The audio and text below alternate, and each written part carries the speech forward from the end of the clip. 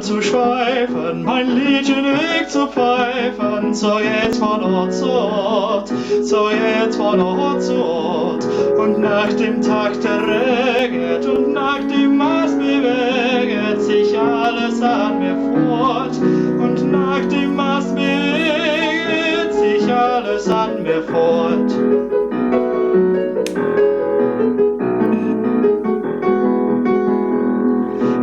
Kann sie kaum erwarten, die erste blüht im Garten, die erste blüht am Baum.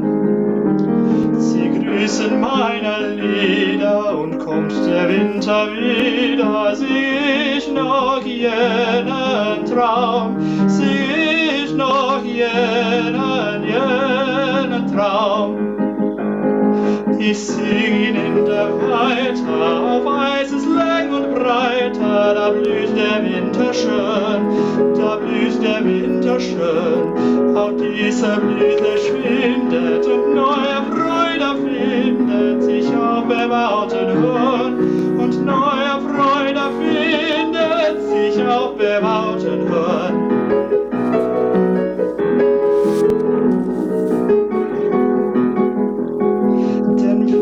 Bei der Linde das junge Vögelchen finde, sogleich errege ich sie. Der stumpfe Bursche bläht sich, das steife Mädchen dreht sich nach meiner Melodie, nach meiner Melodie.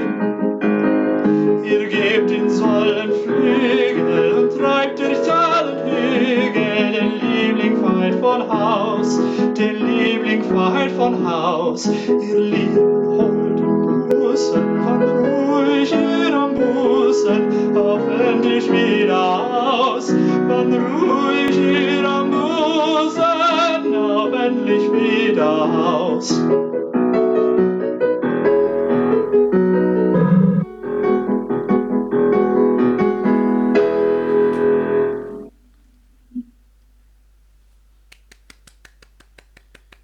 Bravo, Benjamin. Bravo. The first thing to say, I mean, it's going to be is just compliments of the of your genetics. Well, I mean, your voices are changed beautifully. Were you a chorister? No, I started singing properly only a couple of years ago. That's great. There's no bad thing or good thing about being a chorister. It's just so I understand where you're coming from. Because the way you're singing now is beautifully free, and actually some of the things that you were doing within this very, I think, text tricky song, you were able to get over because you've got really good breathing, and a really lovely way that your voice actually just is already firing up. So it's quite free.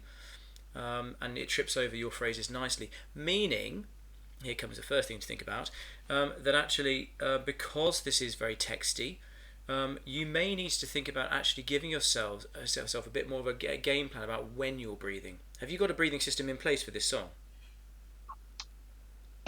Yeah, so I mean I breathe at the start of the first phrase, and start at the start of each phrase generally. So yeah. No, that's perfectly fine. What it suggests to me is that you don't really need to think about it because you find it straightforward. What I think you could do is be a bit more deliberate. So if you look at the third section, when you're in A flat, if you look at I've got it as melody nach minor melody, the end of that third verse. There is actually a comma, nach minor, and a minor melody. So just if you're deliberate with your breathing, actually it emphasises the text, and that's what. So sometimes just because you can breathe that long doesn't mean to say that you have to breathe do these long phrases. It's brilliant you've got that facility, but I just think a little bit of thought about how you would actually communicate that if you were speaking this German to be clear. You would breathe, you would punctuate to be clear to the listener. Does that make sense? Yeah, definitely. Yeah, brilliant. I think it makes sense. It's your melody. Exactly. There are things that are brilliantly done in this in terms of this. It says at the start. Do you know what ziemlich lebhaft means actually? This to do with the speed at the Quite beginning of this piece. fast. Um, Yeah, we're good quite man. So you've done fast your and quite research on free, that. isn't it? Yeah. And so the danger with this piece of music, everyone, is that actually if it goes off like a rocket, it feels panicked. If it's too laboured, then it's an absolute. It doesn't really it hit the mark. It doesn't have that sprightliness. So I'm going to put you to the test now. What is this about? Who are you? What is it? So it's the Song of the Muses, and you're a narrator going around and saying how you love the spring, and you want to see the first bloom in the garden and the first blossom on the tree, and then you're going to sing your melody wherever you go, going from place to place, and you want people to follow you. Fantastic. Good. You can go. You can dig a bit deeper. If and the wonderful thing about song and like literature is that actually it dares to dig into difficult and challenging and adult texts and themes and ideas in a entirely sensible, suitable way. But it's real. Okay, this is not plastic Hollywood we're talking about. So you need to know that obviously the poem's Goethe. And that Schubert wrote something like 70 pieces to the fabulous poet Goethe. Goethe was look him up yourself. He's incredible. Massive volume of work and did lots of different things with his. Wasn't just interested in writing, lots of different things. And then you find out that there is possibly the link is that it's the god, the son of Apollo. This is this muse, and who is the god of marriage. I think his name is Hymenaeus or something like that, or Hymenaeus. You see it. So we're into spring, and we're talking about creation, obviously. So it's pretty obvious, and you're running through this idea that it's just joyous persuasion of I can get everything going, I can get everyone interested in everything and falling in love and whatever. So it is joyous. When I watched, obviously in this forum, it's impossible to do the mini masterclass moment to actually kind of really get you to kind of make sure that you transmit it into a room, because it's a camera situation. Whereas if we had you live, Benjamin, we know that we'd be able to take swept away with you, and you could be the muse, and you could do that kind of thing. So I can't do that with you now. But one thing I did notice when I was watching you singing even on this forum, as I'm doing now, as I'm being animated, and you sing in a beautifully calm way for this, and that's brilliant. Compliments to your chef, to the singing teacher, and to you. Good work. But we could have a little bit more animation on the face. Okay. So It just needs to come alive.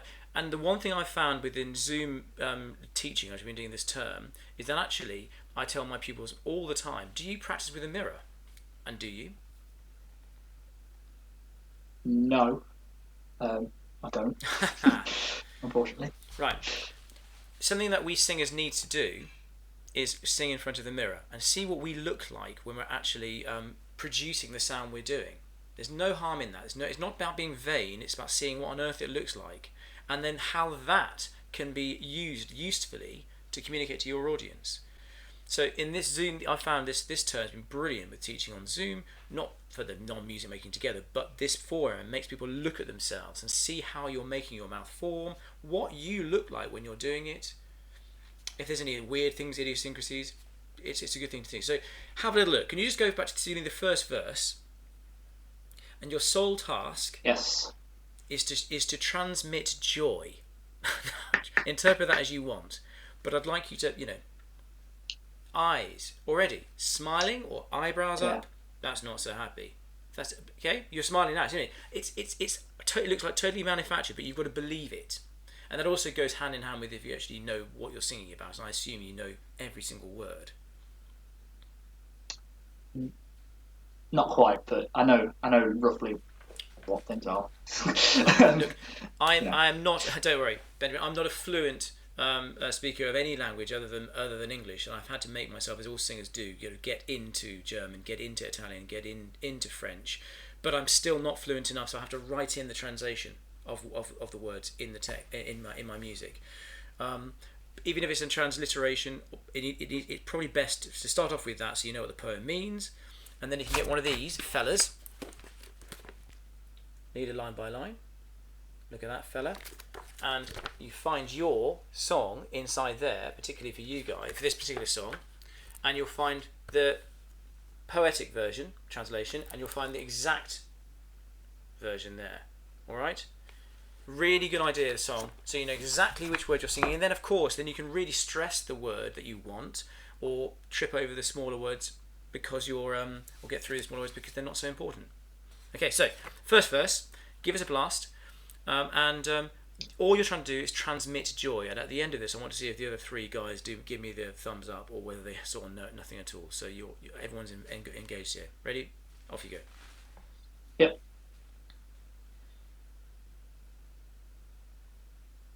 Sorry, just getting the track. That's fine.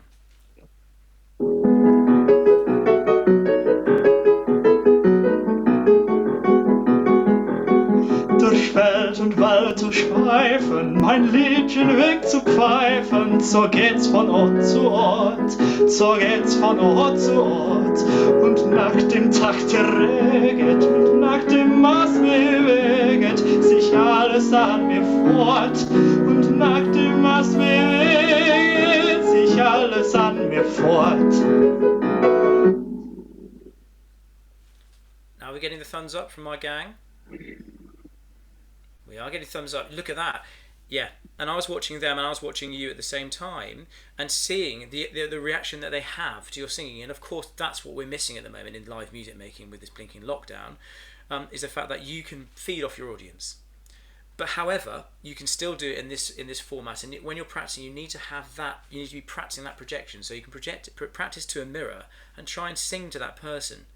And it's quite interesting as a singer, actor, whatever, to actually be in the moment, but also have that part of you that's outside watching yourself. Does that make sense?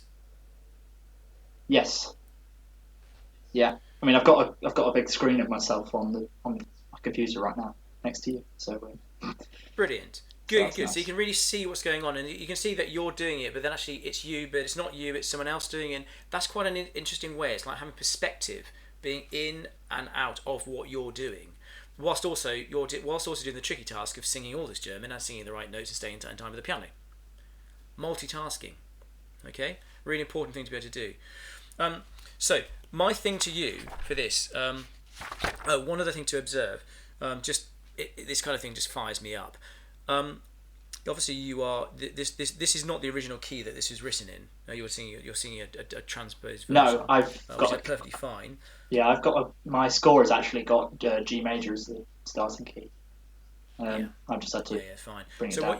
what you find with that is that the G major goes into B major cleanly. So that's the way this works, guys. Is this song is Schubert's quite a cool guy in his songwriting, and he does lots of interesting transformations of pitch. Goes from one key and then suddenly ramps you somewhere else. And we know when we're doing our grade 5 theory, and that's why I asked you about your grade examinations were. All of you have got grade 5 theory, I assume, or have been working on that kind of idea. So you understand the idea of tonics and dominants and all that kind of stuff. That we know that some relationships between keys are straightforward. Schubert here has gone, I'm in the tonic, and then he whacks you into the median. He doesn't go to some straightforward key, and it's very bright. He goes from this tonality, and he's really hammering in your particular case, this is a G sharp, and when you go to the next key, actually the key is A flat, which is essentially G sharp. So be aware of that lift, the upshift, when you switch from section A into section B, harmonically what it's done. Alright? It's having aware of all these things. I don't just learn a song when I sing a song. I do look at those kind of things and think to myself, what's going on here? And later on in some of your songs, I've actually looked at things and thought, why has the composer done that accidental there? Probably because it's interesting. It probably there's something interesting chord there, or an interesting way of doing something, and that gives us the clues of how we're going to interpret the song. Alright? So for you, you start off with joy, but it's quite tiring to keep going on joy each time. So perhaps for you, the idea is then to change perspective and think the next bit it's lifted up, but it's lifted into a new position, and then we're back in the third part, and then go to a different place. See what I mean? So it's having platforms. When you definitely. feel like it could be quite flippant almost in the second, as a change of character. Cool. Yeah. I can hardly wait for the first flower in the garden. Banging on about that. Lovely gardening. I'm sure your gardens have all had a wonderful experience this in lockdown. Ours has been marvellously attended to. There was one other thing to do, and it would be lovely if you were with a pianist to do this, is if you look at the third section, when you go back into, for you, E major, ich sing, make sure you're careful of your, here, I think, ich singen in der Weite, there, you can go through, if you want, but there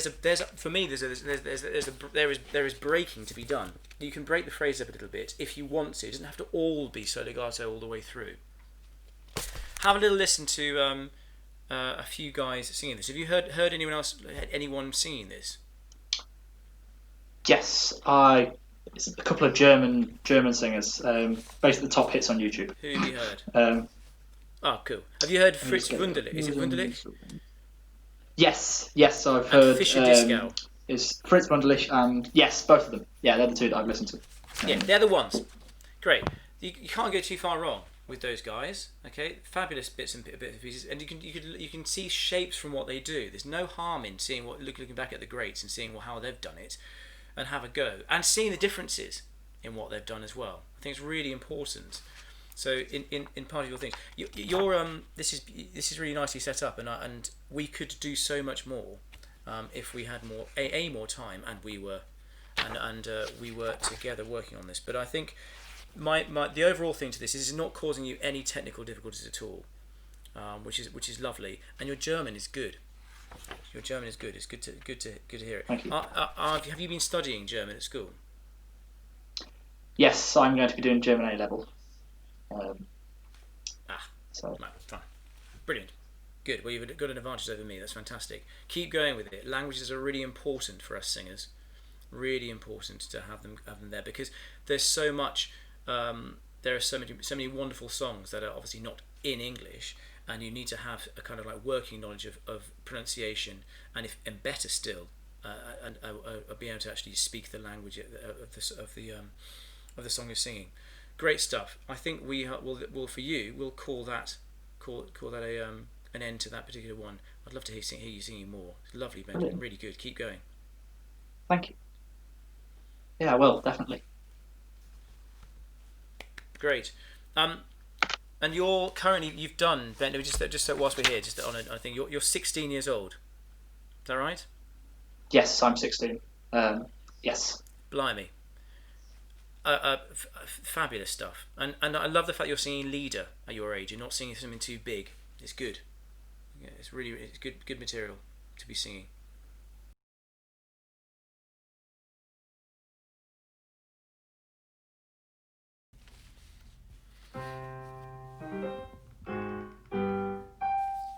Erzeugt von heißer Fantasie in einer schwärmerischen Stunde zur Welt gebrachter, geht zugrunde, ihr Kinder der Melancholie. Ihr danket Flammen euer Sein, ich geb euch nun den Flammen wieder und all die schwärmerischen Lieder, denn auch ich geb euch nun allein. Ihr brennet nun und bald, ihr Lieben, ist keine Spur von euch mehr. Doch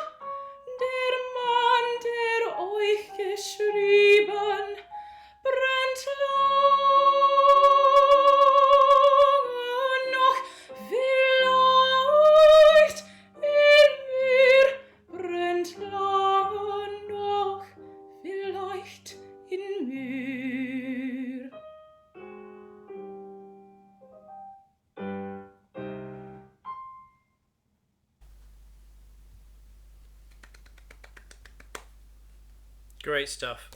Really lovely. Really good to hear you again after a year. This aria is interesting. I didn't know it before, and it always feels like it's well, now I'm listening to it this morning and getting used to it. It's like a pocket rocket. It's kind of very contained, lots and lots of kind of drama in a very short space of time, It's which like comes mini across opera. beautifully. Yeah. Yeah, exactly. So you've got a lot of license here to let rip, and you do in the big moments. What I would say is a general thing for your singing, because you've got. Am I right in thinking you've got two ways of singing? You've got your music theatre way, and you're on this world. Is that right? Yeah. Good.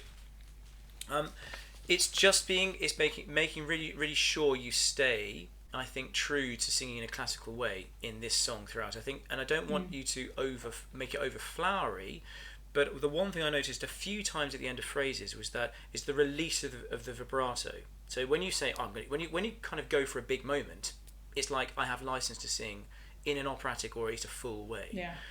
But at the end of the phrase, say the third system of my page, which is Dear Melancholy, I just didn't get that. I needed to stabilise the vibrato. It needed to flow through at the end. Yeah. So what we're looking for, guys, here is to have the idea of this spinning. Even if it's not massive vibrato, we need a flow through the sound. It'll mean the voice is more efficient. It'll make a sweeter sound, and it'll be more stable. It's less tiring as well. So when you took your foot off the gas to end Dear Melancholy, it just had a little bit of a kind of flutter to the last note rather than a full singing through. So can you just sing without the accompaniment? I think that's a C. Yeah. Can you give me ear to Kinder? Yeah. And just sing me that phrase.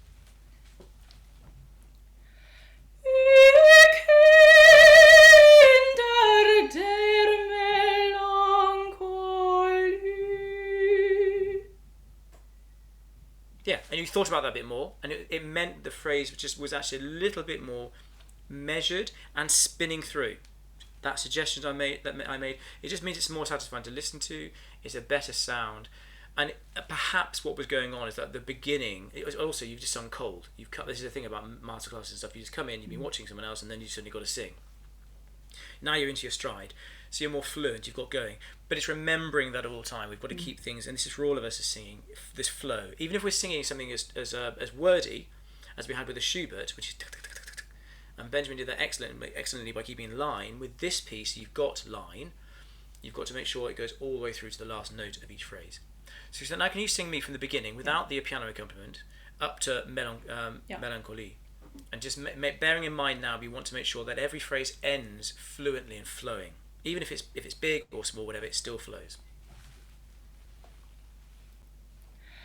Erzeugt von heißer Fantasie in einer schwärmerischen Stunde zur Welt gebrachter, geht zugrunde,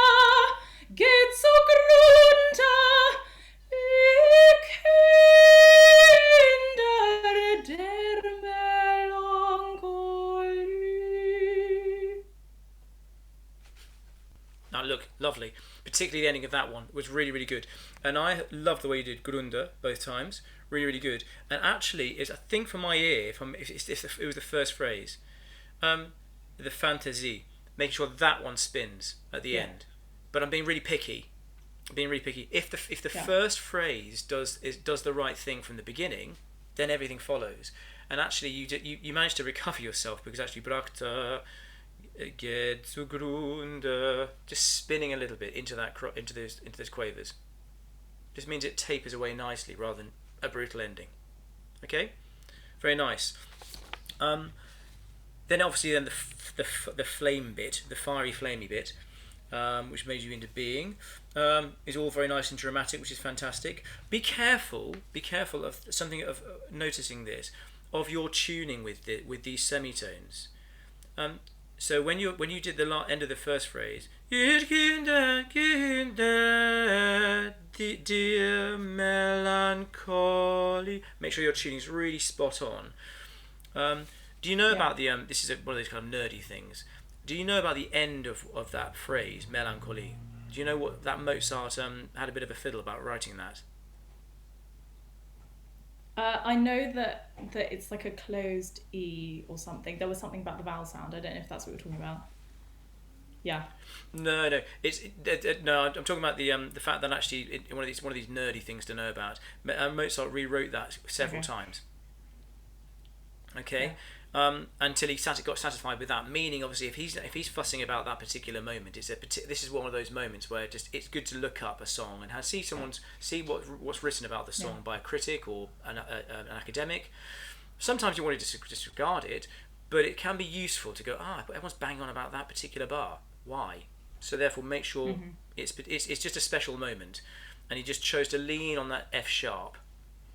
In that way, and you can see the treatment of how he did it before. It's one of those things you may think yourself, you've got better things to do with your life, but if I'm doing a song, I like to know kind of what the background, especially if you're going to stand up in front of people and do this in public with a lot of knowledgeable people who'll go, oh, did you get to that bar?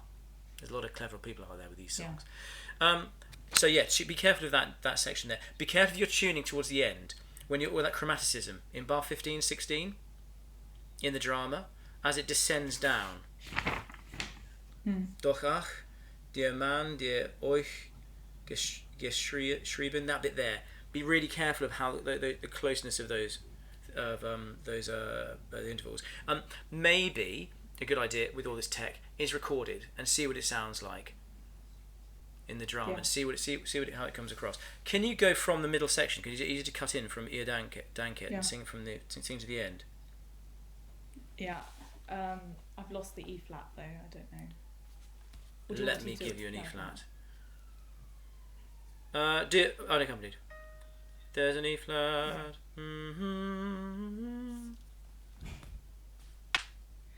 Ihr danket Flammen euer Sein, ich geb euch nun den Flammen wieder und all die schwärmerischen Lieder, denn auch der Mann... Oh, is that right? Yes, yeah, that's good. Sorry, I've lost my place. Do you know, don't worry, up to that point. Good. Up to that, sorry, I broke your process.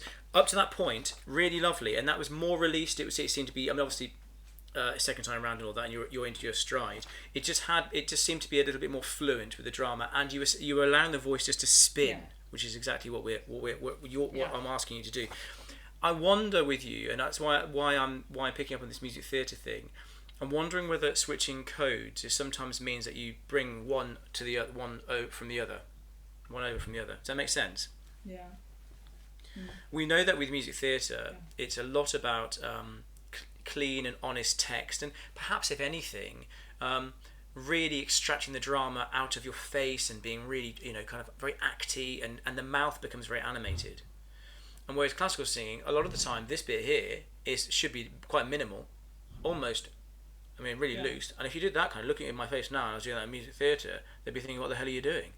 But our default setting is generally quite relaxed, and then the eyes are fizzing away. Yeah. But that's how singing difficult passages. I'm trying to put in the silly singer's face, but that's a lot of the way we sing. Whereas when I'm speaking now and like animated and all that stuff, that's music theatre land. So you've got to be really careful when you're working between two styles as a young singer, which one you're in and where you're going with your singing. I don't want to be controversial, but it might be tricky to have a dual career doing both. You'll need to kind of probably put your eggs in one basket. I'm not going to challenge you on this filming now to tell me what you're going to do with your life, but have a think about that. Right, can you go? Yes. Can you count where you got to, which is bar 11? Yeah. No, bar 12 is probably better. Can you go from there? Do you need a G? Yeah. Go to the end. From the G. Yes, please. Yeah.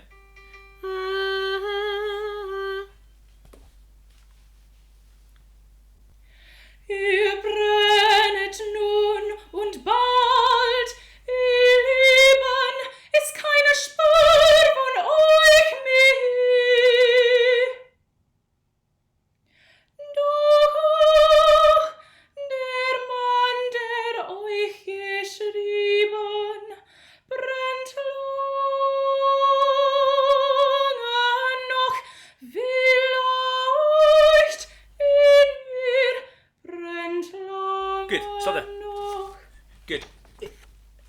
Lovely stuff. Is it deliberate that you're breathing after life in bar 18? No, I wasn't supposed to. Good. Because you did that the first time round and second time round, so obviously something you've practiced in. Go through. Like to me. Musically, yeah? Go through. Yeah. Cool. It just makes more sense. I wanted to check that one with you. I love the way that you did your descending chromatic scale, which is really, really good. Now, here we go. Here's a thing for you. Last thing really to think about is the rate of vibrato you sing. So going into the leaning from the C to the D flat in bar 17, la, la, releasing that note there. La, yeah. Really, really play with the speed. Let it roll. Da, da, da, and have that sadness through that D flat. Okay? It really is putting blame on here at this particular point. The man who once penned you will possibly burn long in me. Is that, we're going on about that. So really, it's really, that D flat's a real moment. So let's just try and practice. And spinning with and trying to really feel the evenness of the vibrato through the D flat. Have a go. Yeah.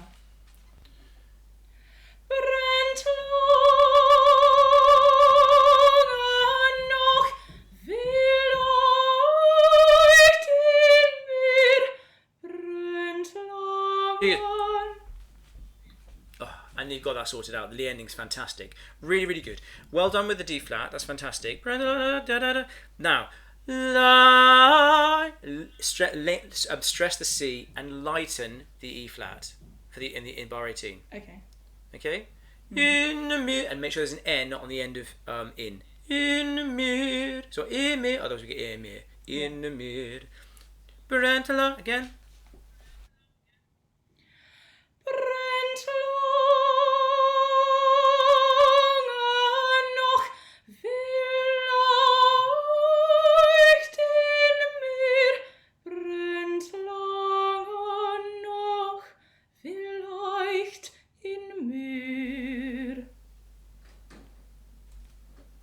Cool. Very good. If you break up a phrase like that at the end, that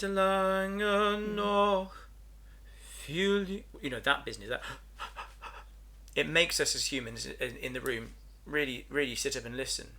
In the same way, you get a different effect, but you affect your listener by making shape. And all of you need to recognise this. Singing with line is where we're going for as a default setting.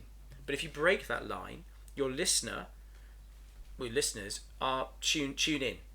So it's quite a good effect to actually incorporate. Obviously, with you need to manage it properly. You don't need to break everything up, but when you do it, it will be a good bit of your toolkit, because it makes your listener suddenly tune in because you've broken the pattern. All right. So a little bit of articulation, breaking patterns up a little bit is a good thing in a deliberate way. And so that is a good thing because people, what's happening there, and it has that kind of almost spooky effect as well. Right, so a bit of shape. But the thing with you, I'd love to hear you again after teaching you last year on a course, is you're moving in the right direction, which is fantastic. It's just for you, I think it's just embracing the vibrato and making sure it becomes, even when you're not singing full, that actually you're aware of flow. Does that make sense? Yeah. Cool. Would you say that this in your in the year since I haven't seen you, I think you're studying with Heidi still, is that right? Yeah. Great. Good. Would you say that you've pushed on, you're more confident with the way that you have been singing the last year? Yeah, I've definitely done a lot more classical. We did the musical theatre exam and then kind of moved on, and I haven't really.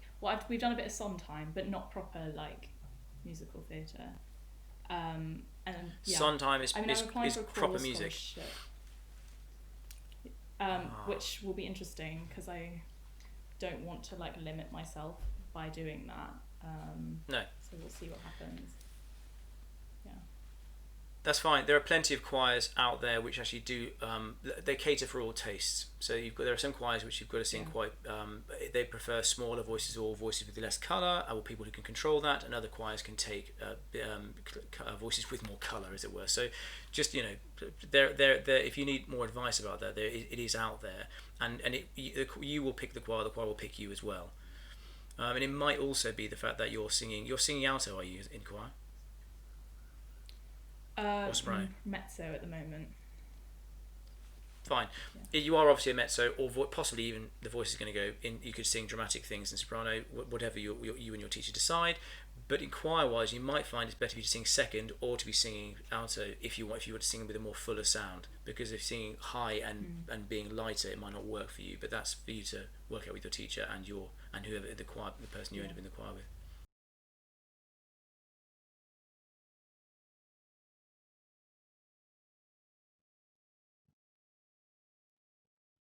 Total eclipse, no sun, no moon, all dark, all dark amidst the blaze of noon.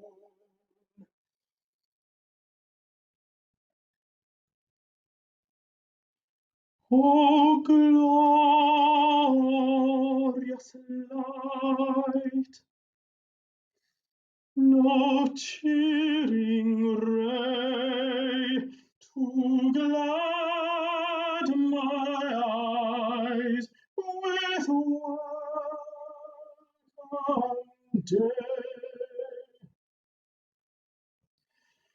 Total eclipse,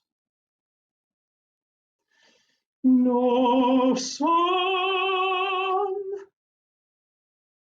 no moon, all dark amidst the blaze of noon. Why thus deprive thy pride free? Sun, moon, and stars are dark to me.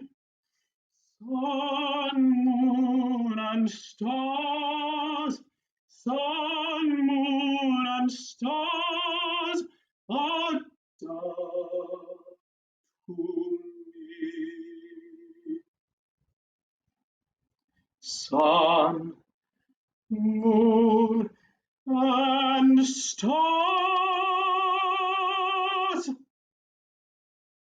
sun, moon, and stars are dark to me.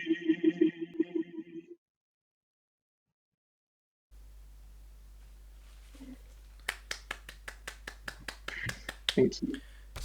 Well, Hugo, that was a surprise, and a nice surprise.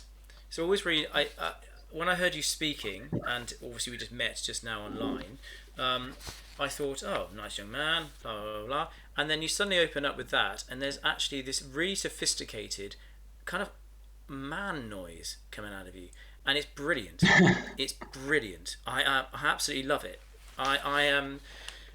I don't know whether your teacher. Are you taught by a tenor, or are you taught by who is your teacher?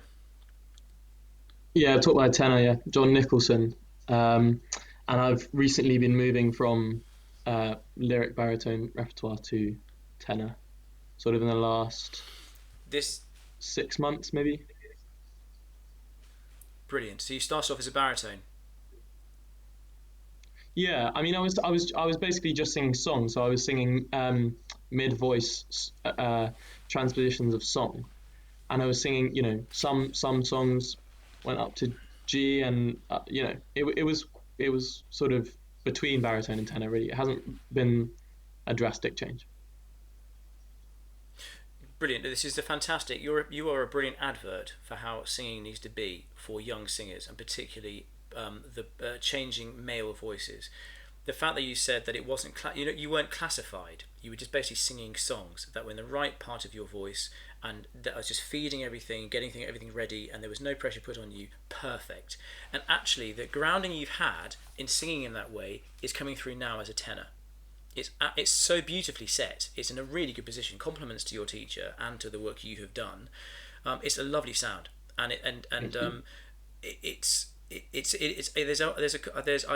say this out of pure joy. It's got old-fashioned elements to it. It's got the portamento in there. It's got bel canto steeped in there. Have you sung a lot of Italian aria? I mean, I've sung some bel canto song like Bellini, the Tre Ariette and stuff, and I play around with bel canto, but I try not to sing too much. I try not to emulate like Caruso too much, because my teacher has been trying to not do too much opera, just to leave it for a while. But of course I listen to all the Don't bel worry about canto, tenor, aria, and about 90% of the tenors I listen to are old fashioned. So. That's great. I think you're in good hands, and I think there's lots of things that are going on there, which is just to make sure that you're not overweighting and being over dark and trying to be too dramatic, and and following some of those guys. They'll be singing very high as well and dramatically, which you may not be ready to do. But actually, the early Italian arias, and take this back to your teachers, he'll know what I'm talking about, are really useful and actually will support the way you're singing. You'll find them very good for your voice, and there's lots of little things inside there that will do you the world of good. And you'll probably find, you'll be able to do them a lot of those things already. So it's just have that in the back of your mind. Like but the fact that I think people can realise, yes, all that, exactly. The pace of the way you sang this song, I thought when you first started, I thought, oh my word, you're doing this on the slow side, and that's very brave for a young singer. It works for you because you've got this facility. Brilliant. I do think. This is, I mean, if you're splitting hairs, larghetto is around 60 to 66, crotchet 60 to 66. And if you wrote that down and actually went to a metronome, very tedious and boring, you'd find it was faster. Bum ba, gum ba. And of course, inside the music, there is loads of moments where the orchestra or the piano is not there. So you could go after the orchestra goes, after the orchestra goes da da da dum da da dum. You could go total eclipse, your own speed. No sa, and all that, and then when the music comes in, all da chung chung, all da, pick up the pace again. So that's perhaps something you can just discuss with your. I think I'm being a bit self-indulgent with there being no accompaniment. Tiny bit, just a tiny bit. I do like a bit of kind of like pace. Okay, so maybe just have that in your mind, that it has to have that going on. Oh glorious! Like, I mean, look, honestly, the way that you sang this, I would just desperately love to have you in a room with a piano and make this into a piece, into something, and shape it with you, because then we'd be able to bounce off one another and find out what actually was to make music. And what you need to do is have this shaped with the accompaniment with it, because it really comes alive. And if you don't know this piece, guys, it's a fabulous aria, one of Handel's finest arias from Samson. Hugo, what is this about? Who are you? It's about Samson's loss of sight. Delilah has betrayed the secret of his strength to the Philistines, and they've made him blind. So he's talking about how he can't see. Fabulous. They shave off his hair, put him so he loses his strength, whip him off, imprison him, gouge out his eyes. Pretty grim. Okay, so he's they're going, I've lost all this, and he's lost his woman because she's betrayed him. So he's at pretty low point. And this aria, actually, I think Handel came back to it later in life. It was something he obviously loved his own work, but this is a particular one he loved himself, and actually it was brought him to tears in later life. It's a real killer. So I heard that he got yeah, you're singing people to sing it for him on his deathbed or something. Yeah, it's pretty heavy stuff, and you can see why it's a beautiful bit of kit. So now, let's what you've got to try and do now is a bit of shape for you. You're not, technically, it's not a problem for you, this stuff, but it's shape. I think after the first phrase, you've given you kind of like you do your first gambit up to amidst a blaze of noon. When you're into the middle section, oh glorious light, just step back a little bit of the intensity, because you've got to build again. Yeah. No cheering ready to glad my eyes with welcome day. Reset. I've circled these bars here. There. I've written restart the drama. There. So you've got to glad mine eyes with welcome day. To draw them back in. Yeah. Yeah. Don't, because that's where he's going from imagining having his sight to the reality of his blindness. Yeah, exactly. Suddenly remembers. Blimey. Okay, comes back, and then this. You were very good about this. No sun, no moon. The repeat of that one is really potent. Okay, so no sun, let it spin, but no moon. If you could give it a little bit less potency there, and then all dark. Look at my eyes. That is that all dark amidst the blaze, and then you release it on why thus deprived thy prime decree, but you still don't do everything because you've got to get to sun, moon, and stars. So sun, moon, and stars are dark to me. Sun, moon, and stars are dark to me. Then bang, sun, moon, and stars. Yeah, maybe not that ridiculous, but you're getting the idea of the drama, and then you finish. So you're going to go from oh my glorious light. Where is that bit? Here we are. Oh glorious light, with a bit more pace. Upbeat to bar 14. Yeah. Oh glorious light, jump, jump, jump, jump. Oh. O glorious light, no cheering ray to glad my eyes with welcome day. Total eclipse, no sun, no moon, all dark amidst the Okay. I mean, it's just so beautiful to listen to. We're all just sitting here, just staring at the screens, going, "Oh, this is lovely." We can just, all drifting into your sound. It's amazing. Just obviously, after you've done your no sun, no moon, you've got to remember that Handel goes chump, chump, chump. He's got all those quavers going on. All dark amidst the. There's no time to go all romantic and too elastic. Back into pace. Okay. Okay. And that's why I stopped you. And that's the build. Sure. It's got to have that rhythm. Da, da, da, da, da, da, dum, dum, dum, off. Why? See, by having that structure there, suddenly it becomes much more arresting. So be aware of that, and you've got to have that chugging through. Okay. Can you go from all dark, having a quaver pulse behind you? all dark amidst the blaze of noon, why thus deprive thy prime decree? Sun, Good. moon, and stars. This is fab. Look, I mean, I just wish that we could just do this endlessly. It sounds glorious. You're all lovely singers. So I can see why you've been chosen. Thank you so much. This is brilliant. So yeah, just having that pace there means it just has some more momentum rather than wallowing. Yeah, no, I liked it. Good. I mean, look, have you done the rest of it as well? Oh, loss of sight. Yeah, of the I eye have done the muscle. recit. Yeah. Good. Yeah. So when you perform this, make sure you have the recit in there as well, because that sets up everything. And when you're doing the recit, I won't do this now because I haven't got the time. Make sure the recit is sung in time. So 1, 2, 3. Oh, loss of sight, of thee I must complain. 2, 3. Oh, worse than beggary. Okay? Whatever. Make sure that's in. Yeah. Yeah. And then it sets it up, and then you have your introduction, and set with your pianist how you're going to do the pacing, but when you're going to have space on when it's going to move.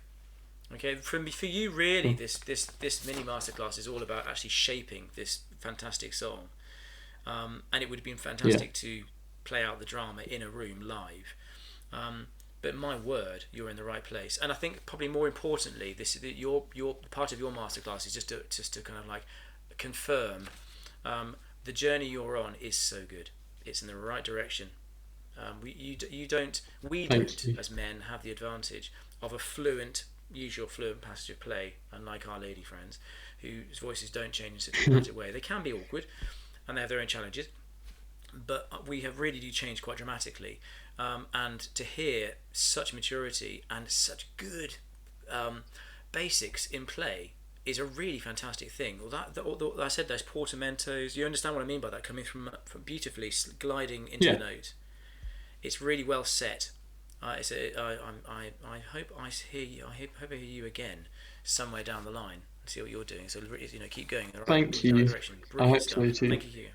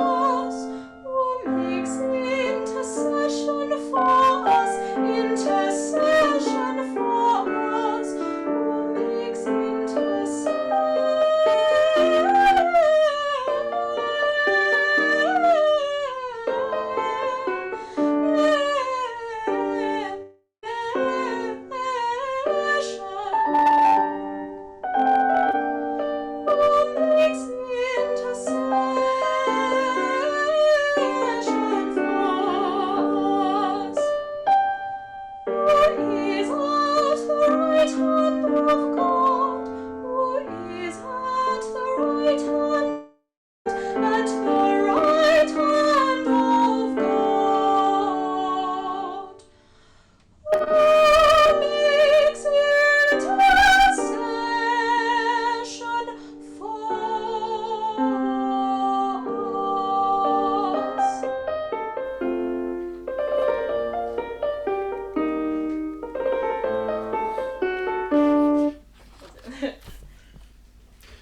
Brilliant, brilliant. Rosanna, thank you so much for that. This is one of the finest arias in the Messiah. I say that, I put that on record. I know there are many fine arias in the Messiah, and when I saw this one down, I thought, great, is soprano singing my favourite of the lot. I think this is a brilliant aria. I'm not, obviously, being a tenor, I favour the tenor arias, but if I was a soprano, this is the killer. This is the one. You've got it. You know what you're doing with it. You've got it musically sorted, and it's all nice and organised musically, which is brilliant. And your breathing's great, and you know all those tricky melismas, where to breathe and when to actually kick off. It's all nicely done. It's in the right place. I think this needs. There's one thing this needs is a little bit more allowance when you sing the long notes to, like Anastasia, be more. I suppose it's that flow. So you're making a decision either to sing it straight or sing it with spin, and I would err on spin. Because then when you crescendo, it doesn't bulge or spike, it spins. And that's something that is part of your development. I don't know, I can hear vibrato in your voice. It's not laden full of it, but it's something that actually to be worked on as you develop, to embrace that a little bit. Are you holding it back a little bit? Are you usually are you quite fluent with your vibrato, or is it something that's just new? Yeah, I've just like sung, because I've always sung in a so I never used to do any vibrato, and so it's just kind of like however it comes, that's what I sing with. So rather than I don't like try to force it or do it's a good place to start with however it comes. It's just now is a chance to now start being a bit more deliberate and exploring it with your teacher. And it's just picking out certain phrases. Like the first time you really get it on is for bar 52, for God's elect. Then of God's elect, those moments there, if it's just a straight like an organ stop, there's nothing wrong with organ stops, they're lovely, but if the sound is completely still and basically held, then we have a bit of a problem, because it just means that it's the deliberately holding of us rather than actually flowing. Imagine this: the air is passing over your vocal folds, the vocal folds are moving with the air flowing over them. Okay. So if you imagine them swimming rather than stuttering, then actually that will help you in your emotional process as you sing a long note. Can you just go from of God's elect, just that one there? So it's just bar, I don't know, 53. We can sing it straight off. You just copy that. Of God, and the elect, you're going to try and let it spin. See what comes forth. Of God's elect. Yeah, that was it. Now just do it for a bit longer. Yeah. Of God's elect. A bit longer. Of God's elect. It's there, and it will have little bumps. If you're not used to doing it, if you get involved in it, it could sometimes stutter. Don't worry about the stuttering. Keep trying. Don't make that stop you. And did you notice, everyone, that God's had spin on it as well? Of God's, you span God's. So things happen when you start trying to release other notes. Other things happen as well, and that's a good thing. But it's then you becoming the master of it. So you become a friend of your vibrato rather than it becoming out of control. All right, and it's remembering the sensation. Of God. How did that feel? Remember it and do it again. Have it go again. Of God's elect. Cool. Elect was spot on. God's didn't work so much that time round, but don't worry about it. It will come. Feel it as it will come. God's, yeah. Two things to think about with vibrato. Put your hands on your lower, your I'd say belly, but it's really your abdomen and all this area here. When you go elect, are you feeling a little push? Are you feeling a little bit of So have a go. Of God. Of God's elect.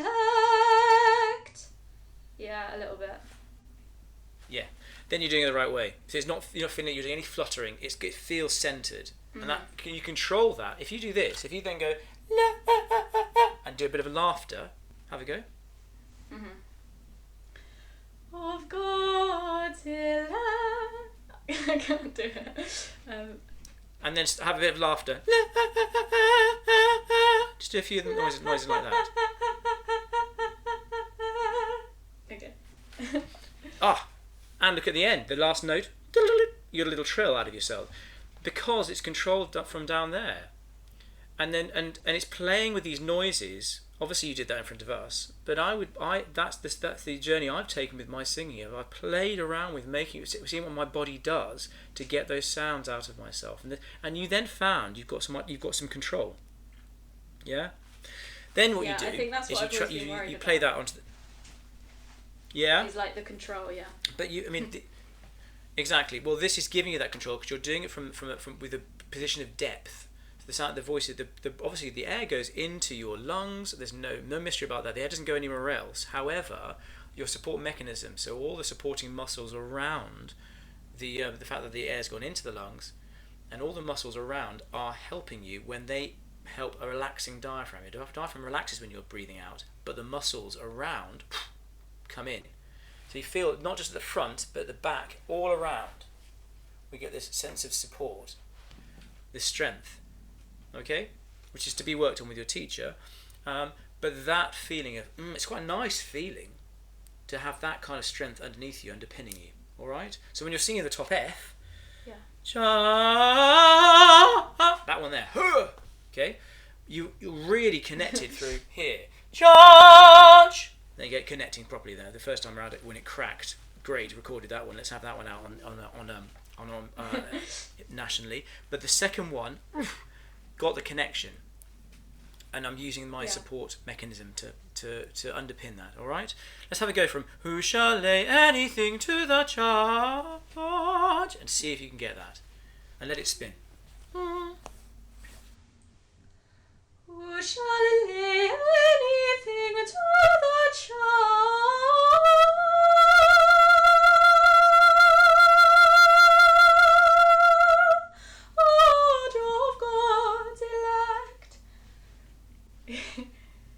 How's that feel? Yeah, it felt more like easy and open, kind of. Yeah. That's perfect. Look, that all we would be doing with you is just making you experience that on pretty much every single long note through the whole of this piece, and making decisions about when you use it, just like almost like trip through any word you want to emphasize. Just to go through this, what I also made a note of is that's a big thing for you to work on with your singing teacher and for you to play with, that idea of letting it go. And I don't think that anyone here would have said that vibrato was wild or that the pitch sounded ugly. It actually spins. Think of it spinning. But this piece needs, because it's quite long, I've said a dramatic roadmap. You need to know where you're going with it. And when I would say that it starts off straightforward, this is just a quick way of explaining what this piece, how this piece could be how you could give it your interpretation. You set it up. If God be for us, who can be against us? Done. Who can be against us? Who can be against us? Yeah. If God be for us, who can be against us? Then the instrumentation happens. Dum da da da da da dum. Playfully. Dum da da da da da da da dum. Dum da da da. It's almost as a contrast. You're seeing something quite deep here, and then there's all this kind of like lyrical stuff going on around. Why? Because it's this little dance stuff and this contrast of the dance that happens around, and when you say something, it really, really sticks out. The instrumentation acts as a contrast to what you're saying. And then you say, who shall lay anything to the charge of God's elect?